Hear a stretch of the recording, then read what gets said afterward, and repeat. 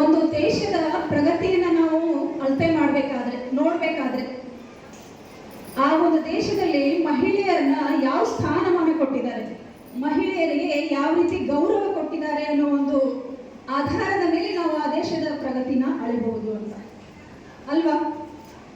ಆ ದೇಶದಲ್ಲಿ ಮಹಿಳೆಯರಿಗೆ ಎಷ್ಟೊಂದು ಗೌರವ ಕೊಟ್ಟಿದ್ದಾರೆ, ಸ್ಥಾನಮಾನ ಕೊಟ್ಟಿದ್ದಾರೆ, ಅದೇ ಆ ಒಂದು ದೇಶದ ಪ್ರಗತಿಯ ಅಳತೆಗೋಲು ಅಂತ ಹೇಳ್ತಾರೆ. ಸೊ ನಮ್ಮ ದೇಶ ಸಾಂಸ್ಕೃತಿಕ ನಗರಿ ಹೌದು, ಮಹಿಳೆಯರನ್ನ ಪೂಜಿಸ್ತಾ ಬಂದಿರೋದು ಹೌದು. ಆದರೆ ಒಂದು ವಿಷಾದಕರ ಸಂಗತಿ ಏನು ಅಂದರೆ, ತಮ್ಮೆಲ್ಲರಿಗೂ ಗೊತ್ತಿರಲಿ, ಪ್ರತಿ 5 ನಿಮಿಷಕ್ಕೊಂದು ಮಹಿಳೆಯ ಮೇಲೆ ಇನ್ನೂ ಅತ್ಯಾಚಾರ ನಡೀತಾ ಇದೆ. ಯಾಕೆ ಈ ಅತ್ಯಾಚಾರ ನಡೀತವೆ? ಎಲ್ಲೋ ಒಂದು ಕಡೆ ಸಂಸ್ಕಾರದ ಕೊರತೆ ಇರಬಹುದಲ್ಲ, ಇದು ನನ್ನ ಯೋಚನೆ. ಸಕಾಲಕ್ಕೆ ಮಕ್ಕಳಿಗೆ ಕೊಡಬೇಕಾದಂಥ ಎಲ್ಲ ಸಂಸ್ಕಾರ ನಾವು ಕೊಟ್ಟಿದ್ದೇ ಆದರೆ ಅತ್ಯಾಚಾರಗಳು ಯಾಕೆ ಎಸಗುತ್ತಾರೆ? ಆ ಹೀನ ಕೃತ್ಯವನ್ನು ಯಾಕೆ ಮಾಡ್ತಾರೆ ಅವರು? ಯೋಚನೆ ಮಾಡಬೇಕಾದದ್ದಲ್ಲ.